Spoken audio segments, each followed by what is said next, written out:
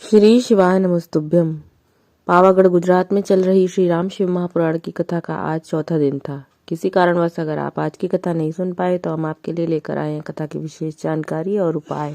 आज की कथा में गुरुजी ने बताया कि जो भी मृत्युलोक में आता है उसको दुख भोगना ही पड़ता है। अपने कर्मों का भोग सभी को भोगना पड़ता है, यहाँ तक कि भगवान भी अपने कर्मों का भोग के गए हैं। तो जब आप पर दुख आता है तो आप भगवान की शरण में जाइए, उससे आपका दुख कटता है। गुरुजी ने बताया कि जब आप मंदिर जाते हैं तो वहाँ की रज आपके पैरों में लग जाती है, आपके शरीर में लग जाती है, और फिर जब आप घर आते हैं तो वो रज आपके साथ आपके घर आ जाती है, जिससे आपके घर में सभी लोगों का कल्याण होता है। आज की कथा में गुरुजी ने बताया कि यदि आपको कोई रोग बीमारी हो गया है तो आप बसंत पंचमी के दिन 108 सरसों के फूल शिवलिंग पर चढ़ाएं। कोई भी मंत्र बोलकर श्री शिवाय नमस्तुभ्यम या नमः शिवाय, ओम ओम नमः शिवाय, कुछ भी मंत्र बोलकर आप शिवलिंग पर चढ़ाएं 108 पुष्प। इससे आपके रोग धीरे धीरे ठीक हो जाएगा। गुरुजी ने बताया कि यदि आप किसी कार्य के लिए जा रहे हैं और आप चाहते हैं कि वो कार्य हो जाए तो आप शिवलिंग पर सरसों का फूल चढ़ाकर उनसे विनती कर तब आप उस कार्य के लिए जाएं, आपको अवश्य कार्य में सफलता मिलेगी। आज की कथा में गुरुजी ने बताया कि जो नारी विवाह के बाद पर पुरुष पर नजर रखती है, स्कंद पुराण के अनुसार उसका अगला जन्म कुतिया का मिलता है और उसके शरीर में कई रोग हो जाते हैं।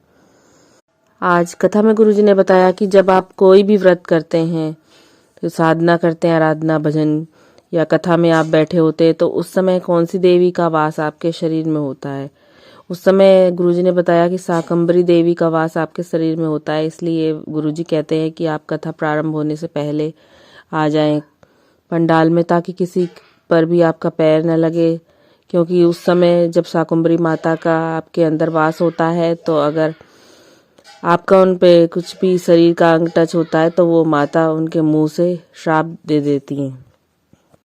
गुरुजी ने बताया कि जब सनत कुमार भजन में लगे हुए थे, आराधना में लगे हुए थे, तब पितरों की बेटी नैना धन्या और कला का उनके शरीर पे कपड़े वस्त्र लग गया था। इस कारण उनको श्राप मिला था और मृत्युलोक में उनको आना पड़ा था। इसलिए जब भी कोई व्यक्ति व्रत, आराधना, साधना कर रहा हो तो आप पर उसका पैर नहीं लगना चाहिए।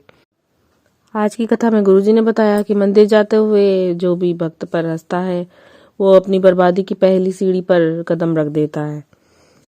आज की कथा में मोहित जी का पत्र आया था। उन्होंने बताया कि वो अहमदाबाद के वासी हैं और यहाँ कथा सुनने आए हैं।